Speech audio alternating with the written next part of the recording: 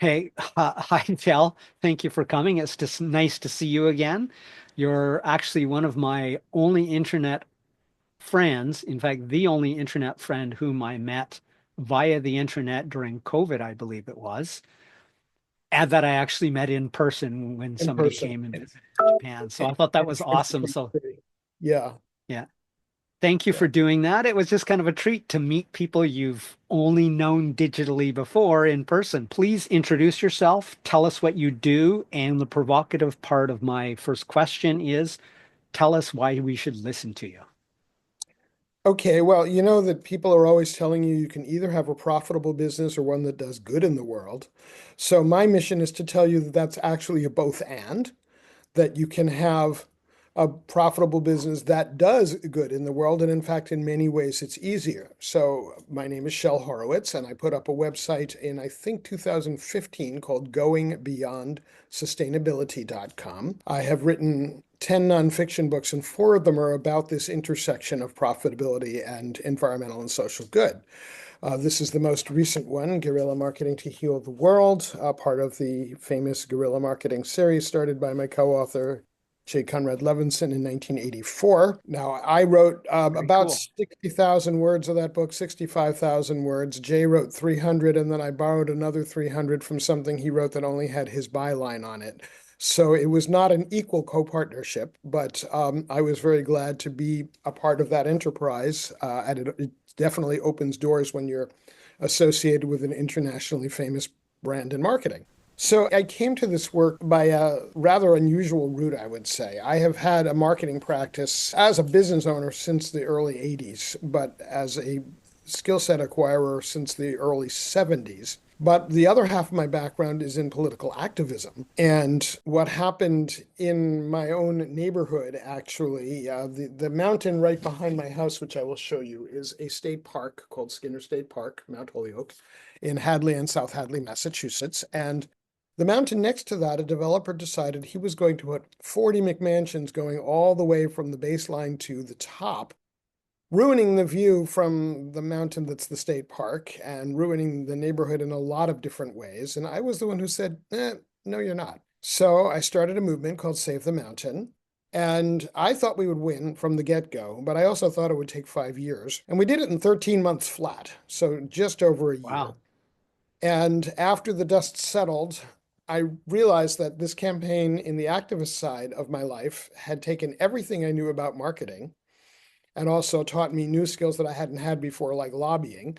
And I thought, well, gee, if there's that much crossover going that direction, what can I bring from the activist world to the business community? And Hmm. that was very early 2000s when things like Enron and Martha Stewart and WorldCom were erupting across the business pages as scandals, people doing the wrong thing. So I came up with the idea that business ethics and social responsibility and environmental responsibility could actually be good for business. And I started exploring that, and I discovered that all the research bore it out. That everybody said, "Oh, socially conscious businesses are actually much better poised to be profitable. They have a lot less impediment to succeeding." So that's now I'm like almost 25 years into this side of the journey, and it's been a wild and fascinating ride. Excellent. Thank you. I really love as you were speaking, I absolutely had to look up the book. I have either the digital or the hard copy of Guerrilla Marketing. I tried to convince my Oh, the original boss Guerrilla years Marketing? ago. Yeah, Yeah, yeah. To yeah. read He it, and he didn't want to. It was like, yeah, well, this is only a hobby business. It's like, yeah, but your hobby business is failing, and maybe putting in a little bit of effort and less money, or he had zero marketing going on. So it's like, Yeah. at least try this. At least it's the minimalist marketing in terms of budget, but you're doing nothing. And during the bubble here, you know, any idiot could just put English on a sign or English school on a sign, and I'm not joking, and would get traffic. But you can't stay with that when years and decades later, that's not the case. And I actually witnessed in the case of this one business, it was like they moved from one office with whatever amount of square feet it had into another office, which was very obviously smaller in the same building, because they Mhm. were clearly either losing students, they were aging out because most of the students were seniors anyway. But it was like, if you don't even want to save your own business, I can't help. I'm only here to teach the classes, Right. to teach the Well, English yeah. classes. Jay wrote the first Guerrilla Marketing book and then put his name on another 100 or so. Wow. So I did the two on green and social change businesses. And again, typically the co-author does most of the heavy lifting. But it was still, it was a great honor to be part of that organization. And I've spoken at their conferences, and I have a good relationship with his widow.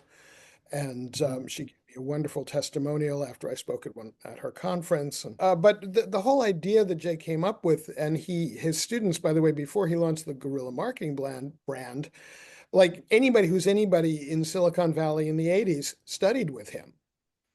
Mhm. Steve Jobs, Bill Gates. I just, so he has something of a track record. And the idea is that I'd you're quick say. and nimble and you get in maybe before your large, clumsy opponent even notices there's a market, and maybe you're even out of that market by the time they notice it. So you Mhm. can't get crushed by them. And it's kind of unfortunate that he chose the military metaphor that he did, but it's been a good branding tool for him Mhm. and all of us who have worked with him. Mhm. And, my background, I came to marketing largely through the PR side, but expanded into many other areas. One that I love to talk about is partnering with people who are already in your market. And in Mhm. fact, I have an idea for my 11th book that I'm going to be pitching to organizations that one of them has a reach in like the several tens of millions members, and the other Mhm. I think has several tens of thousands, to Mhm. basically see if they want to make this book a joint project because it's targeted to people 60 and up, Mhm. and but it will be on how to be an activist at a Nice. yeah. Yeah, and I'm now Right. 68 and I've been an activist since I was 12, so I have been doing this for 46 years. No, 56 years. Math was never my best subject. I get it. I love that though. It's sort of like you've been doing it. It's sort of like me in fitness, right? If somebody says, "Well, Tim, how long have you been doing fitness?" It's like, well, 16 or 17. I'm 58 now. So, 41 years, kind of probably know something that works and know something that works sustainably. And it's ironic because it's sort of double entendre there, right? Sustainability of the practice, but also sustainability in terms of the environment in the case of your particular Absolutely. thing. And you need both. If you have a business that's ecologically sustainable but economically unsustainable, you don't have a business, you have a charity. Right, right. And That's a you're good the point. you're the donor to the charity. Yeah. Yeah. So yeah, you have to make it work. And I have made my own living doing a number of different aspects. Until recently, the bulk of it was coming from book shepherding, books that make the world better in some way. I'm going to Mhm. finish the one I have on my desk now, and I just finished the other one. It's out since the fall, and then I think I'm not going to be doing that anymore because I don't feel like I've kept up enough. But I'll still probably be doing a lot of individual hour by hour consulting with authors who want to understand what their publishing options are, and perhaps writing their press releases and their jacket copy, which are stuff I'm really good at, because I'm Mhm. ultimately the part of marketing that I am is I'm a copywriter. Right. So I have a question just because I want to make sure that everybody else, like guerrilla marketing, even though it has that sort of warlike aspect, it's very clear when you hear it. It's an effective piece of wordcraft because everybody knows what, guerrilla warfare is. So guerrilla marketing is beautiful in that you instantly understand what they're talking about from two words. I think it's also true for book shepherding, but to make sure that I understand what I think you mean by book shepherding, can you tell us what book shepherding entails? Sure, it's depending on how intensely people want to engage with me on it. It could be anything from giving advice as needed every few months on a half an hour or an hour consult call up to full project management. And the two that I've just one completed and one hopefully will go to press this year Both of those were full project management, and they're exhausting to do. There's so many Mhm. details. It's the learning curve on self-publishing is really pretty steep, and having walked that path for 5 of my own 10 books and Mhm. helped another dozen or so authors walk it over the last 20, 25 years. Yeah, but again, I don't want to do a full soup to nuts A to Z project management of a book again. I'm tired of that. But I do feel like in terms of marketing approaches for a book, who you might partner with, what kind of copy you might write. Let me just talk Mhm. about copy for a minute, because when I say press release, a lot of people's eyes glaze over because they would think that to do a press release, you need to be as dull as possible. So someone came to me quite a while ago with a book on electronic privacy and asked me to write a press release. And the typical how to write press releases material would tell you to come up with something like electronic privacy expert releases new book. Shh. Mhm.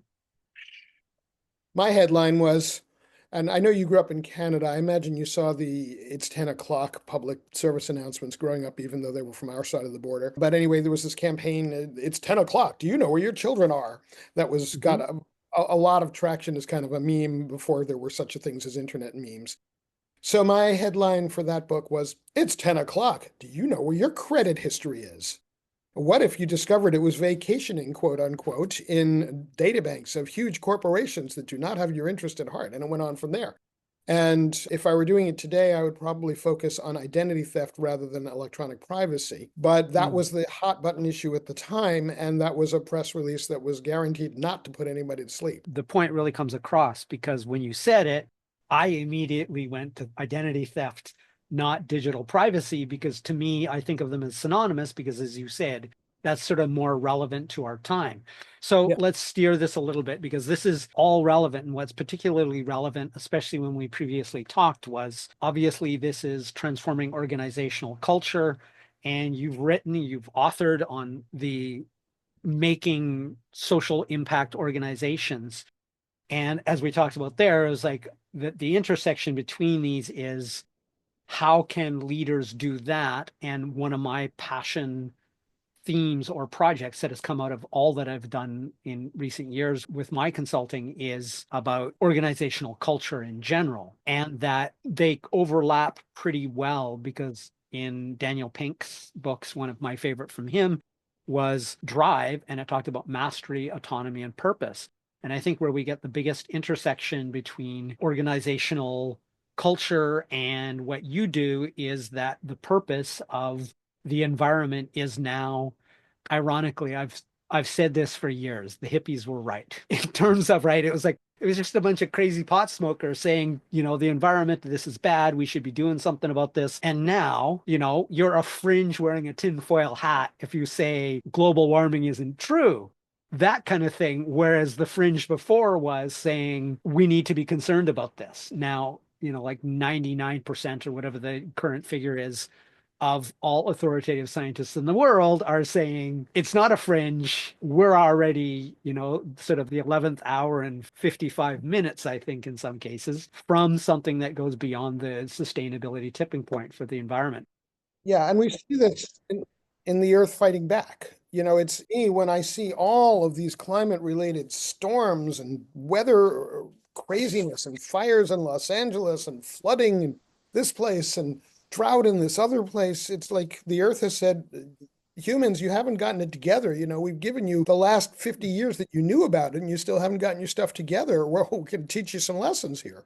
The earth will be fine and the cockroaches will be fine, but humans may not Right. survive the planet if we don't start acting like we deserve it. I'm Agreed. not saying it's like behavioral cause and effect, but just the earth systems are so stressed that the earth is putting in protective mechanisms to defend itself against humans, just like ant colonies put in protective measures to prevent attacks by the animals that predate on them. And you're right. Recently, I still do some ESL, some English as a second language, because I have to maintain my visa here in Japan. And one of my students, I was telling them about George Carlin. I love George Carlin for a lot of reasons, but one of my favorite reasons is, and I learned this probably after his death, but I saw an interview and he says, I'm not a comedian. I'm a writer who does comedy. because he Mhm. is, he was like intellectual and a great wordsmith and that. And he said it, and I just shared it with my English student, some George Carlin, politically incorrect, the kind of stuff that he did. And I didn't even realize it had been so long since I'd last seen it. It was like, the earth is going to shake us off like fleas. The earth will be fine. It's more a question of whether we're here to see it being fine Yep. again. Yep. That I wrote a poem a few years ago. The headline, I don't think I'd seen that particular Carlin routine. The title of the poem was Gaia Will Be Fine, and Gaia, of course, is a hippie word for the mm, earth. The messaging has to do a lot also, because like so much of the climate messaging is all doomy, gloomy stuff. Like, oh, hmm the sky is falling, Chicken Little. It didn't work for Chicken Little. It doesn't work for us. And hmm that's why I've chosen to focus my messaging on, hey, here's how you can actually make money keeping the earth from destroying us. Um, and as a speaker and lecturer and consultant, I try to bring that message into as many different channels as I can. And that's where we bridge over, as I said, regarding this is since what matters and builds cultures and makes people want to stay, to be proud of where they were. I mean, I used to work at a printing plant. What did we print? Your Safeway flyer. So literally it was like, what do you do for a living, Tim? It was like, I print junk mail.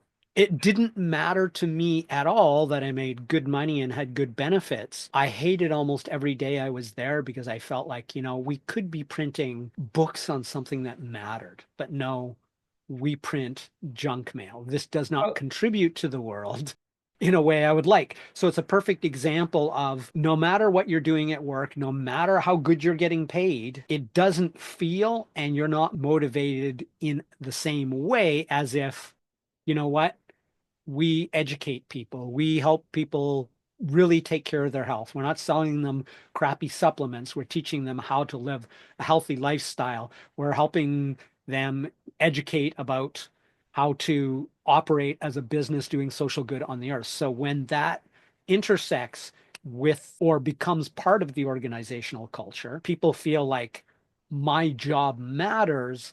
And when people feel like their job matters beyond that paycheck, it gives the additional purpose, then it really comes together in terms of things like employee retention, yeah, loyalty. yeah. I mean, just imagine if that printing plant you work for had told you, look, I know this seems like meaningless work, but we are helping people be better financial stewards of their paycheck by Mm-hmm. showing them how they can save money on their groceries. They're putting in the exact same flyer. Or maybe they do a Costco and they put some informational content in there saying, like, here's how you tell a good head of lettuce from a bad one or whatever. But there's a way of thinking about the message. I'm reminded of the old story, and I have no idea who came up with this originally, or maybe it actually happened. I doubt it, about the man who was interviewing three bricklayers in France. What are you doing? The first one says, I'm laying bricks. The second one says, I'm building a wall. And the third one says, I'm laying the foundation for a cathedral for the glory of God. Mm-hmm. They're all doing exactly the same thing, but they perceive it Yeah. totally different. And mindset has become, the word that they used to use, and I still default to quite often, is just frame, as in, Yeah, of course, yeah. short for frame of reference, but mindset, it's true. And though, the flyers did help them save money, they did use that a little bit, but they could have made it better and there's a lot of things they could have done to make it more meaningful, but Mhm. still mostly it was a hard sell versus, like I said, we're printing books or we have another format or bring in the flyer to the store and you will get a discount and it will Mhm. be fully recycled. Now, if they said something like that, now if they did something like that, it would have changed my frame of reference, my purpose to say, okay, they're printing, they're using trees, but all of that is going back into the system. They're upcycling. In fact, at the same time when I was working there, one of the byproducts of the printing presses themselves is this incredibly fine paper powder. And I know what they did with it. They threw it away. So in their sort of organizational, in-plant newsletter, I says, why aren't we using this for polish? That is because I'm for many years now have sort of been a jewelry enthusiast or a jewelry making enthusiast. When you looked at the bars, that is, when the paper runs over the different bars that change the direction of the paper, the web of paper as it passes through the machine, those bars had a mirror polish. That means if you got a tumbler or any other system where you want a vibrational tumbler, when you put jewelry in to get polished in a tumbler, it's either rotational as the Mhm. traditional one or it's vibrational. But then you put in some abrasive and some liquid and you just leave it and it polishes it to a mirror finish. It would be just one more example. They could have actually profited off of selling that and using it as this third product, but none of that kind of stuff was happening.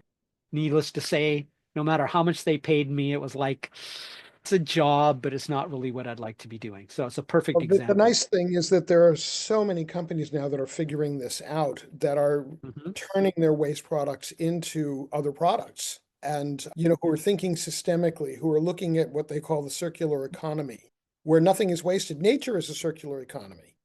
Nature Right. does not create waste. Everything has a use. Poop has a use, makes great fertilizer. It's just amazing.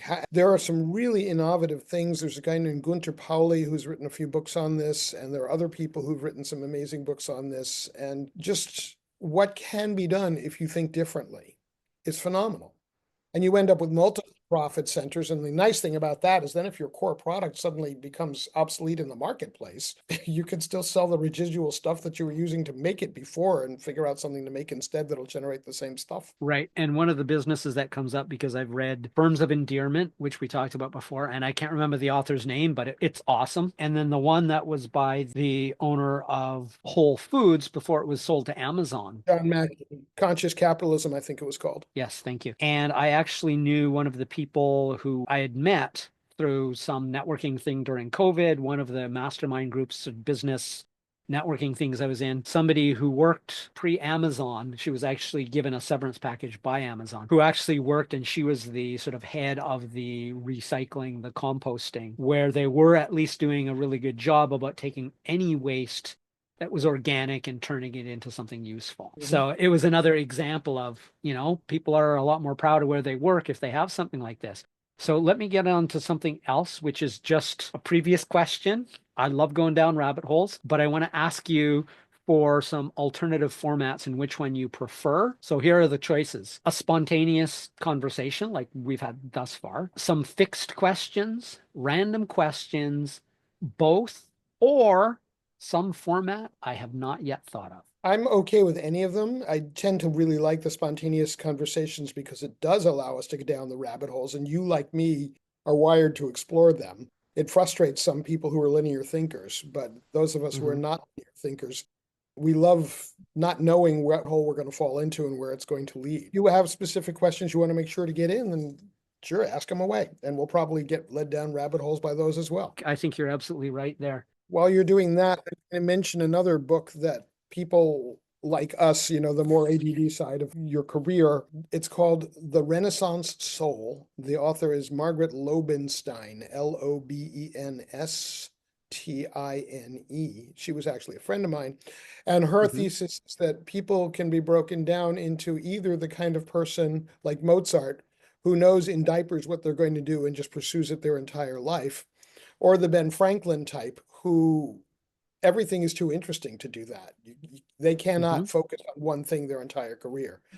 They might stay in one aspect for 10 or 50 years. That was 10 or 50, 50, but they were still Hmm. there.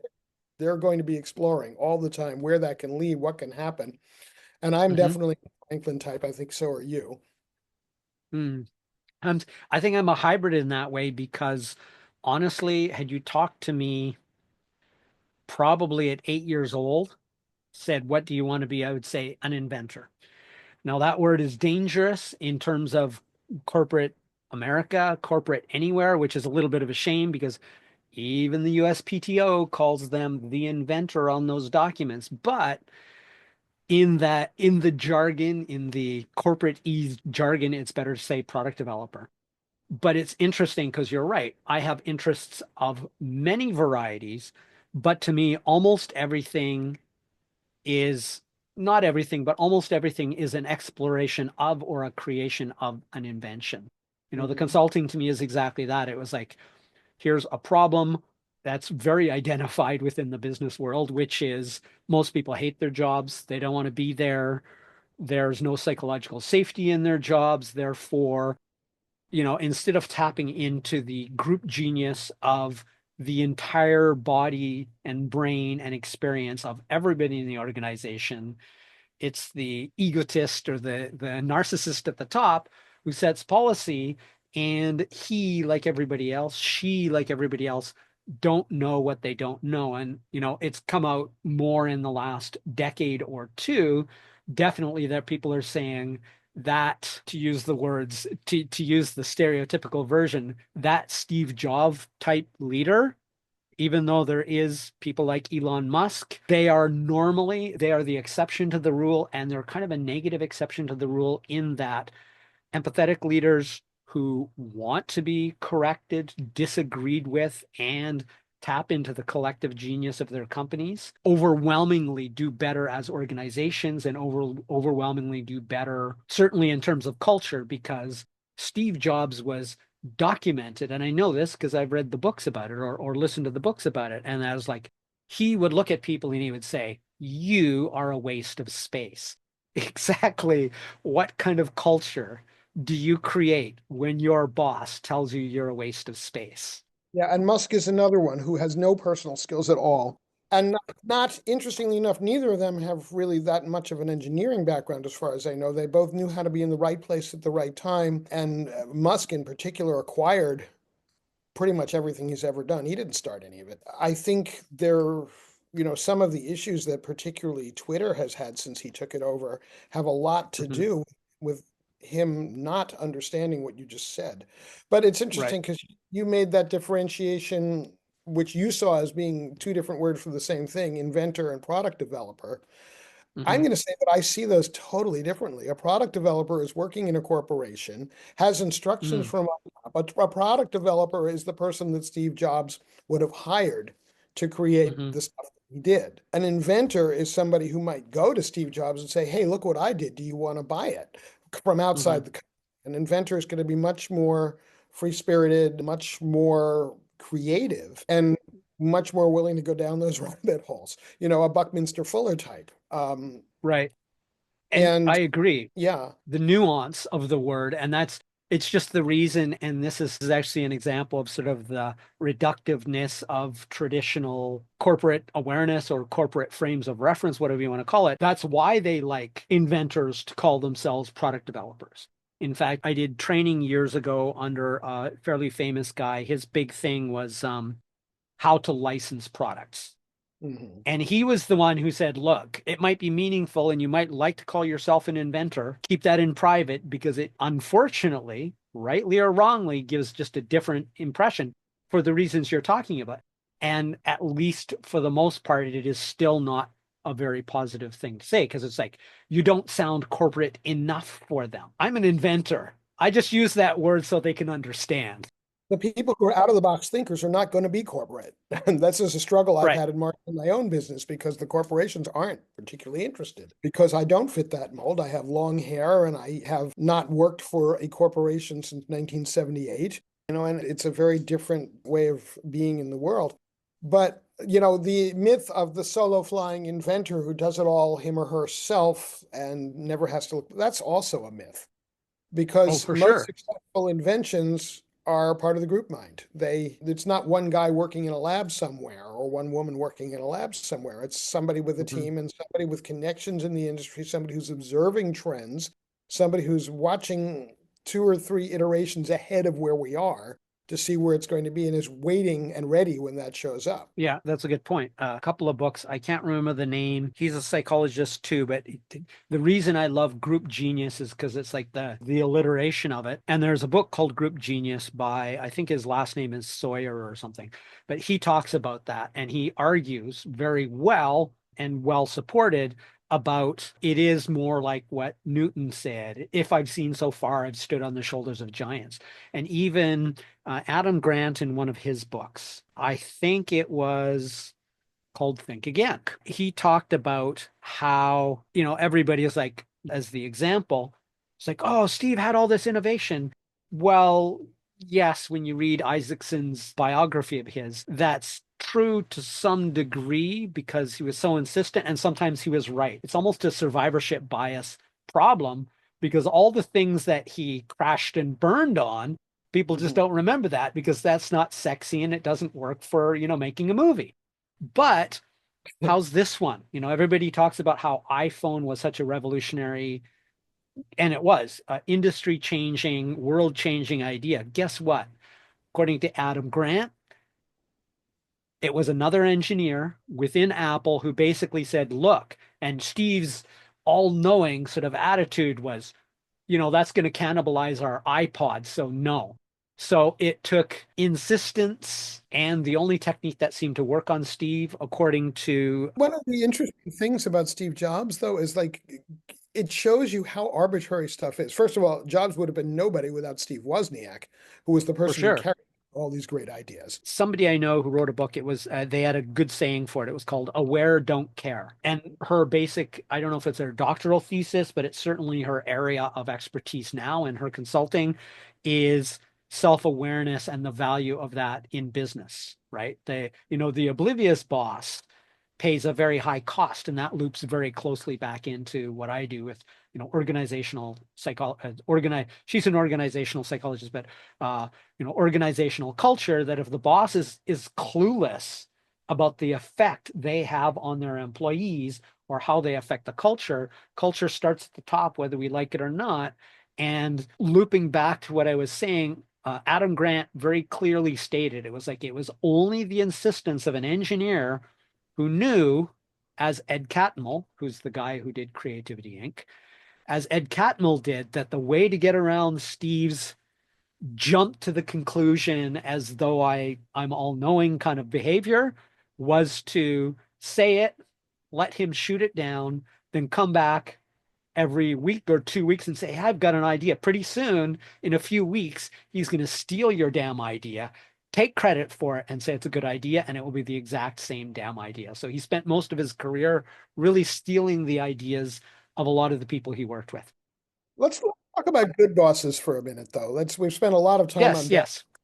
Yeah, Um, so I'm thinking, for example, of Ray C. Anderson, the late CEO of a company called Interface, a flooring company. I love it. I was going to actually mention them and about the environmental stuff they did. So go ahead, Yeah, because you that's where probably I'm met him. going with this because they're very related. His good bossness and his good stewardship of the earth are totally intertwined. It is, as I said at the beginning of this call, it's a both and. So he became the guy in manufacturing to say first, we have got to take care of the earth. And he had started as a very traditional flooring company in the 1950s and got religion around climate somewhere along the way. And he was known as just a really, really decent human being, a pleasure to work for, and someone who fostered creativity and innovation in his employees, especially when they were directed at lowering the company's carbon footprint, lowering its use of resources, recapturing. I mean, they make flooring tiles out of abandoned nylon fishing nets that they're harvesting from the ocean. Stuff that's going to kill fish if you leave it there. They were, I think, the first company to do modular flooring tiles so that if you are laying your flooring down across an office and there's a 15-inch wide factor that's getting a lot more use because it's the obvious footpath. You can replace those 6 tiles and leave the rest of them alone instead of having to yank the whole floor out. Just brilliant stuff. And a lot of this has continued. He died, I guess, about 10 years ago. And because of the company culture he created, all of that is still very much a part of who they are. Whereas some other companies, they have a great CEO for a while, and then after they leave, things kind of revert slowly. Mhm. And I think that's what happens. I think there is a natural reversion, especially, and it still starts with the leader, but especially if the leader doesn't set the kind of company vision that Jim Collins talked about.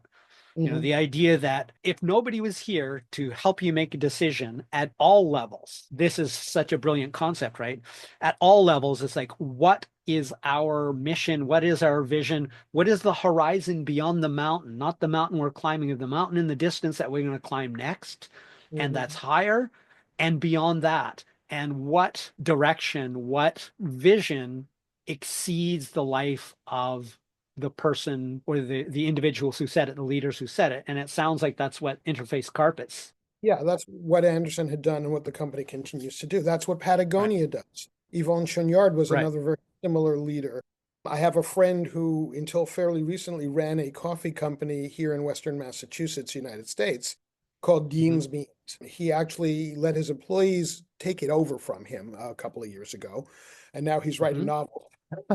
But every single bean that Dean's company roasted from, I think they were started in 1993 till the present, till now a couple of years after he's out of the picture, is Hmm. organic and fairly traded. This was when companies like Starbucks or Green Mountain were saying, "Oh, we're being really sustainable. We have 5% of our stuff coming from sustainable farms." And Dean basically spat on that whole idea and was a gadfly at coffee Nice. industry conferences. And interestingly enough, used the significant profits he got as a coffee entrepreneur to go back to the coffee villages where he sourced his coffee and say, "Okay, you folks, I've got this pocket of money available for you to design and carry out a development project that's going to help your village." So Hmm. village led, but Dean's Beans funded initiatives on everything from domestic violence to better coffee production. Hmm.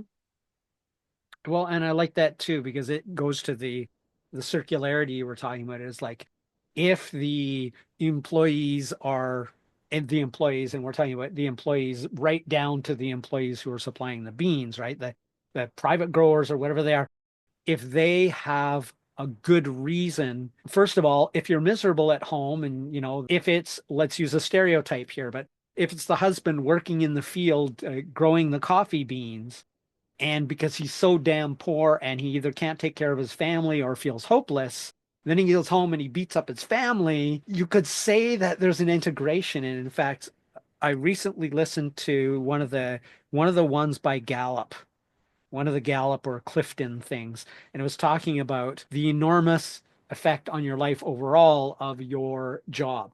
So you can Mhm. say, well, you have work-life balance. I agree with that, and I think we should strive for that. But if the place you work is miserable, it casts a shadow on your entire life. So the fact that he's doing that, Dean's Beans or the former leader of it is doing that, it's like, let's go right to the source, all the way to the other end, and thinking about the circularity, it's like interconnectedness is the essence of reality. It isn't Yeah. just of, Gaian Mother Earth theory kind of stuff. I know Gaia because I was interested in Greek mythology, but Mhm. I also had plenty of friends who were Wiccan. So I was definitely aware of that, especially through those two things. It seems obvious when people start to talk about it and when it's finally starting to be cool to consider these things and the impact it has.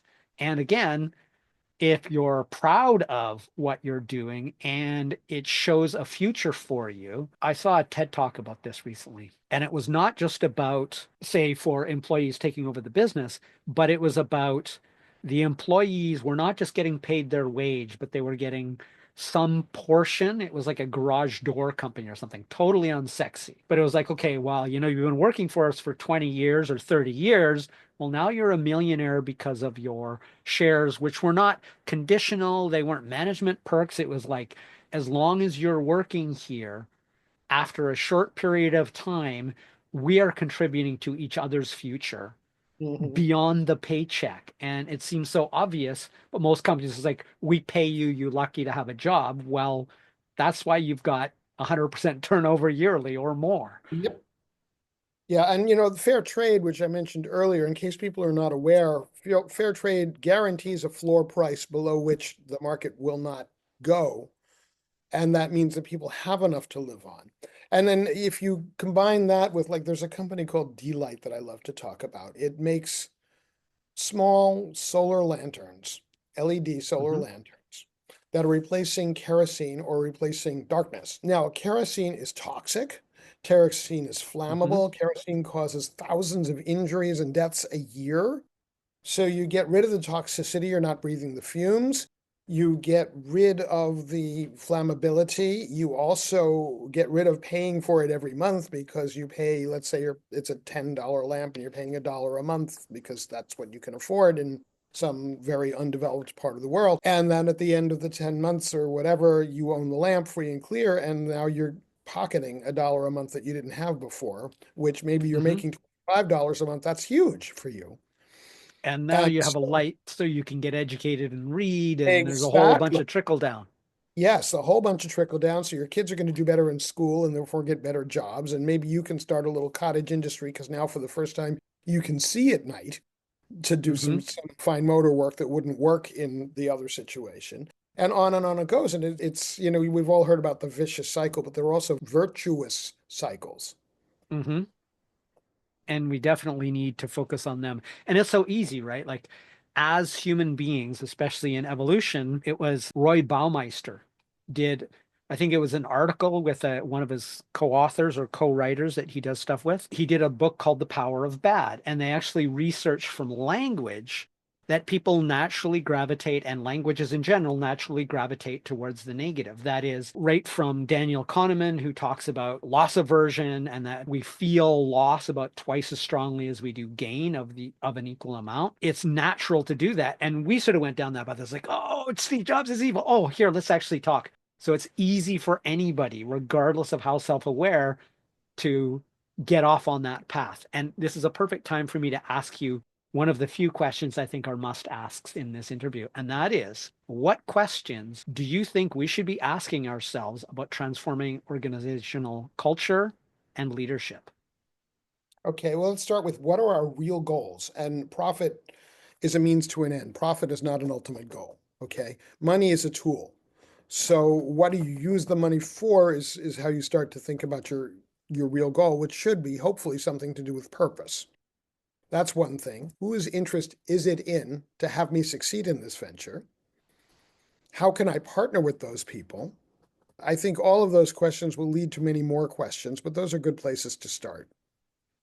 And I love those questions because that's actionable and profitable. And I agree with you that if organizations or leaders or big companies, multinationals, whatever they are, even if they couldn't care less, even if they don't give a shit about the environment, if we can show them that they will succeed in their greed more by being good environmental and corporate citizens, good human citizens, will make them even more money, then we don't have to convince them on the humanitarian and all the Right. reasons they should want to anyway. And I have a shocking example of this.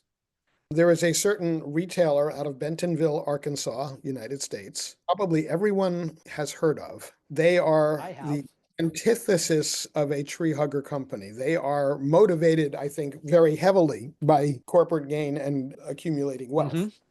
Their name is Walmart.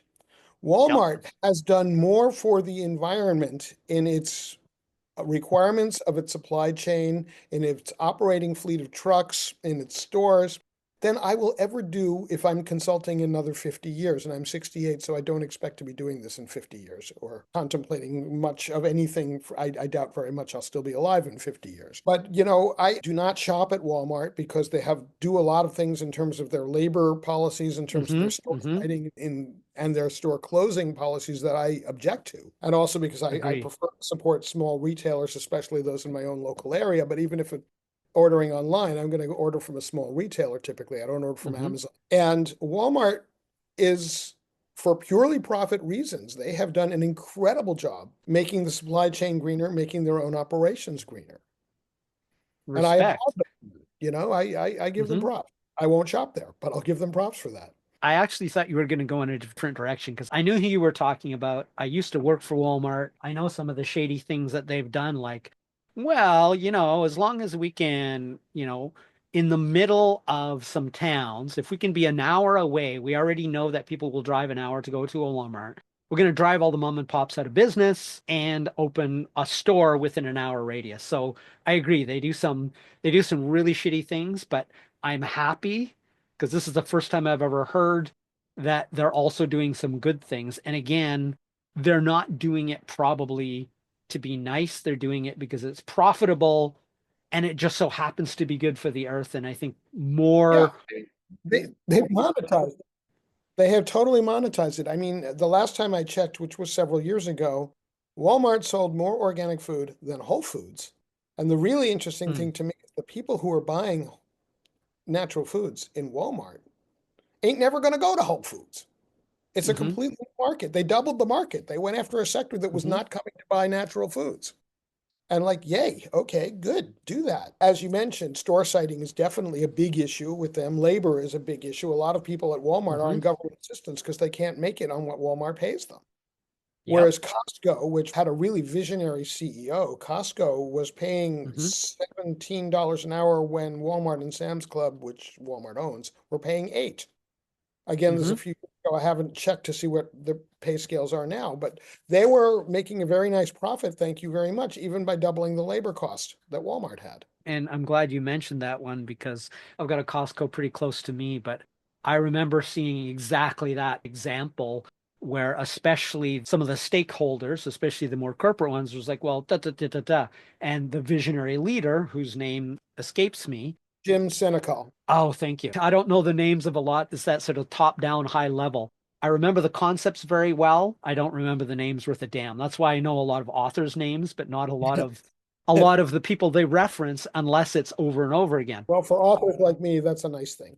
Yes, yes. I think that's really awesome. And that's exactly what he did. He stood up against those stakeholders who were going like, well, we could be making more. It was like, well, it would seem like that in the small picture, but doing this, we're investing in the asset that actually makes us money. The bottom line is if your employees are unhappy or they're rotating through, like the cost of retraining an employee is depending on who you talk to, which study or which research you look at, it's usually 6 months to a year for an experienced employee. So if somebody leaves, it's going to cost that much just to get somebody else up to speed. And that's probably not an incompetent brand new employee, but a competent employee who just hasn't worked for your organization.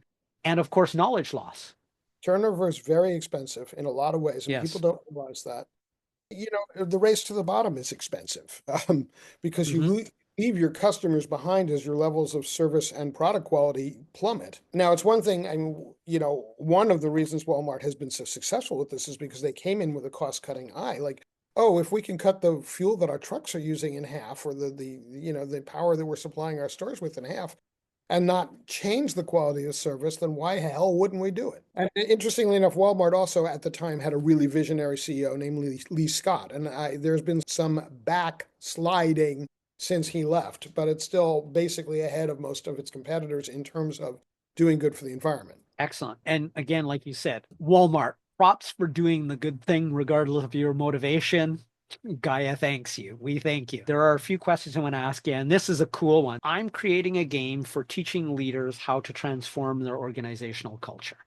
This is Mhm. just an incipient thing. What question, activity, or game mechanic would be a must have, especially as it relates to your specific area of organizational culture around environmental stuff? Well, for starters, you have to make it fun, and not all games are. I have played some games that are like, okay, one and done, I'm never playing this again. And what's fun for me is not necessarily the same as what's fun for, say, my son-in-law, who really likes the very cerebral, deep strategy games that I find just frustrating. I can't keep Hmm. track of them. So that's one thing. So find out what people will find fun and create something around it. Look holistically. I mean, the butterfly effect is real. If Hmm. something that happens on one side of the globe to some small creature will have influence on the other side of the world. We're seeing this now with the fires in Los Angeles raging as we're taping this. Look at unintended consequences and play them out and make sure you're not creating a monster. Nuclear power is a horrible example of technology gone wrong because nobody played out the scenarios of what would really be happening. And do not let anybody try to convince you that nuclear power is a good thing unless they're talking about fusion. And fusion is probably at least 30 years away from realistic and scalable manifestation. So meanwhile, we've Yeah, got a crisis to solve. We can't wait around for fusion. We've got to do it with solar and wind and conservation and hydro and all the rest of the right. really green alternatives. And by the way, when I say hydro, I'm not talking about damming a huge river and changing the whole ecosystem. There's other ways to do that. Right. One of my favorites on that stripe, and I'll just mention it briefly, is kite power. That Mhm. is using kites to generate energy, Yeah. way better than windmills for so many reasons. Ditto with And waves in the hydro side. yeah, there's So that there there's harnessing the an kinetic underwater energy. version of exactly the same thing, and that's the one I think that's best because it's like super energy dense. Imagine flying a tide kite under the water where the density of energy, the tide's coming in anyway, You just fly this kite through the incoming current and you make tremendous amounts of energy, and the kite can be really small because water's like times more dense than air. I'm going to ask you some of the questions I would ask normally at the very end. We can just sort of riff wherever we want to go. Given what we've been talking about, and what could most leaders do to increase the meaning and purpose of their employees' work that's actionable from an environmental standpoint? I'm going to go back to an example that I generated on the spot when a radio interview asked me, what would you do for a pizza shop owner? And I just spewed this out without really thinking a whole lot about it. But when I thought about it later, I thought, that's really good. I'm going to hang on to that one. So, pizza shop owner, let's say a few blocks away from an urban inner city high school with kids who are not necessarily big achievers in the classroom, maybe a little rough social climate. So, pizza shop owner would go to the school and say, I want to get, like, 5 good kids that want to apprentice themselves and learn not only the skills of pizza making, but maybe the skills of growing the tomatoes and the garlic and the oregano, and maybe the entrepreneurial skills. So they're going to go in and they're going to say on Thursday, hey, tomorrow we're taking orders for fresh homemade pizza that will deliver Monday at lunchtime. They'll get the payments up front, bring it to the pizza shop owner, who then gets all the ingredients to make the pizzas that they know are going to be bought because they're already ordered and paid for, and then sends them into school with the kids.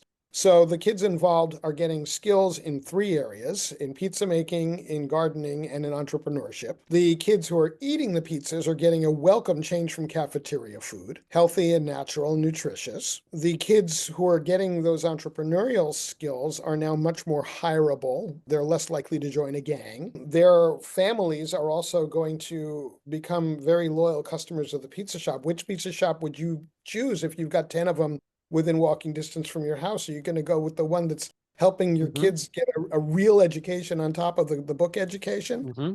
Or are you going to just go to some chain, advertises on TV? So it's this series of interconnected wins. It's again that virtuous cycle I talked about before. Mm-hmm. So you have more employable people who were less likely to get into trouble. You have better food, better nutrition going into kids who are eating too much fast food in other parts of their lives. You have a climate ideally of cooperation and people working for a greater whole. And because you're doing this on a Monday, if you're in the restaurant business, Mondays and Tuesdays are pretty darn quiet. So you have turned Mm-hmm. a dead business day into a prepaid profit center. So like nobody loses in this one, except the school lunch cafeteria. Right. Well, and I love that too, because it's also the activity itself is a social good. And as you were talking about this and you were talking about which one would you choose, it reminded me of a book that I'm very fond of, and he's a really nice guy too. Joe Pine's The Experience Economy. The original book was done, I'm looking at the original is 1999. The new edition was in 2019. I've communicated with him a bit. I don't know him except via email, but it was like, well, what's the difference between the books? He says, well, the new one is just an updated version. There's no real significant difference. And I really appreciated that. If it was massively different, I would absolutely support and buy the book. But I also, the fact that he had the integrity to say, well, it's updated, but it's fundamentally the same. So if you've read one, you've more or less read the other. And I do the same with some of my books that are updates of previous books. I tell people, I say, why are you ordering both of these? You really only need the new one.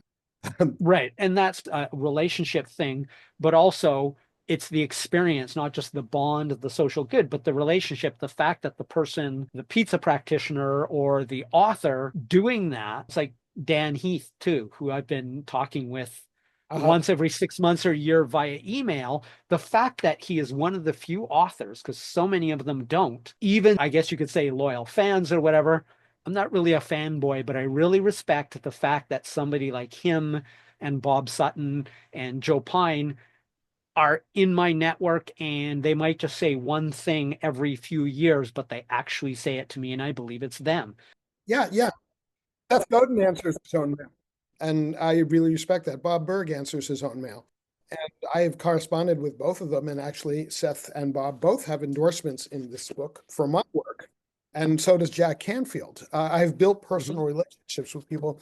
And that leads me to another point I want to make. We always hear that individual action is worthless and that, until you change big agriculture and big pharma and big manufacturing, you're not going to get anywhere. Well, we do have to make those changes, but we can also change on the individual level. Okay, Hmm. here is a glass of water. Water is something we take for granted in way too much of the world. Our descendants, 5 generations from now, they might forgive us for squandering the oil. They might even forgive us for all the pollution we've caused. They will not forgive us for ruining our water supply. And so, like when I brush my teeth, Hmm. I turn the water on a trickle, I turn it off, I add the toothpaste. I brush my teeth. I turn it on again to rinse. I'm using teaspoons. When most people brush their teeth, they turn the water on full force. They run it for 3 minutes. They've spent, I don't know, 3, 4 gallons of water sending it down the drain for no reason. That Hmm. is the equivalent of pushing gold into the garbage can. Hmm. It's clean water is such a special thing that we don't appreciate. So you take that principle, and if you remember one thing from this interview, remember how to brush your teeth, and also then take that into how do you wash a dish? How do you do anything that involves water? Do you water Hmm. in the heat of the day when it's half of it's going to be evaporated, or do you water your garden only as needed and only in the late evenings or early mornings when the water is going Hmm. to absorb into the ground? Right. Again, think holistically. Right. And I like what you said about the watering. I used to do lawn mowing, but I learned about the horticultural aspect. And yeah, the ideal time is actually early in the morning because then you don't get any sort of overnight rot. If you do it early enough, then you get all the benefits. It absorbs fully, and then anything that would otherwise cause problems with mold is evaporated off as the day goes on. So that's what my research has shown to be the best time. But I love what you said, and it reminds me actually of my mother and my niece, where my niece was doing something outrageously wasteful for water. It could have been doing brushing her teeth, but it was exactly that. It was like she was doing it, and my mom said, that's not really good. Why don't you turn the water off, or why don't you use less? It was like, it's just water. Even James Bond, I don't remember which James Bond it was, but there was one where it was about stealing water or something like that, showing that, even the action hero, it wasn't oil they were stealing, they were stealing water because water is more valuable. We won't die without oil. We are really reliant on it, but nobody needs to drink a gallon or two of oil a day. Right. Whatever it is, water is not an option. Oil is, and we certainly need to have better solutions. And I agree mostly. I think the best solution for it is mostly concentrated solar thermal because it's totally doable. We don't need to develop any technology. We just need to scale it. But Mhm. yeah, I agree with you about water. Water is something we should never underestimate or take for granted for exactly the reasons you talked about. So that people can get my monthly newsletter, which is called the Clean and Green Club, and people Hmm. can get a series of excerpts from the book by visiting goingbeyondsustainability.com. Right. And that there's a ton of resources there. And of course, I am also available for individual consulting. And anybody who says, "Oh, I heard you on Tim's podcast," I will give them a half-hour consult. So Nice. that's Thank you very that's a hundred much. dollar value. So yeah, and that's often enough time to figure out what your company can be doing or your organization can be doing to Hmm. address green and social equity stuff in a meaningful way. Obviously, the Right. conversation is going to have to continue, but that will get you at least started. And then you can come to me as you need to refine it, or as you want to refine it, or as you need Right. marketing. So, given that, I actually like that. And given that, because all of the social media platforms, sadly, are getting so stingy, I'm going to have to especially point out LinkedIn here. It's like, you're leaving the platform. It's like, no shit. I know I'm leaving the platform. Yep. The research actually says that websites and platforms that actually encourage or allow outlinks get actually more ROI because they get so much more backlinks that it's ROI positive to actually allow all the outlinks you damn well please, but they don't do it. So what I'd like you to do here, is there any other, because this way, what I'd like to give them in links in is on platform links.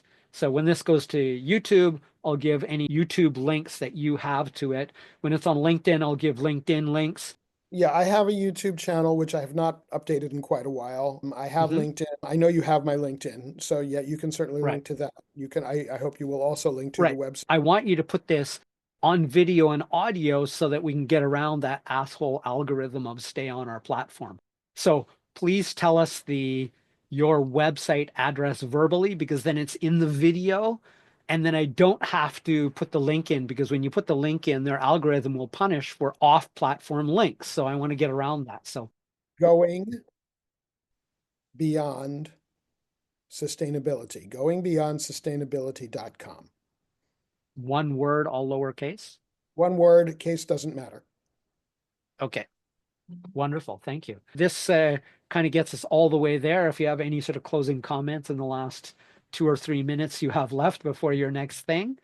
Well, I just want to say that what we've touched on is only the very edge of what is possible. That I Hmm. did a whole TEDx talk, which you can find on my website, actually, and you can find on Hmm. YouTube, called Impossible is a Dare, in which I riffed off a quote by Muhammad Ali, which I misattributed to somebody who was plagiarizing him, I found out later during the actual TEDx talk. But now I correct that as I Right. can. I'll read it to you. Impossible is just a big word thrown around by small men who find it easier to live in the world they've been given than to explore the power they have to change it.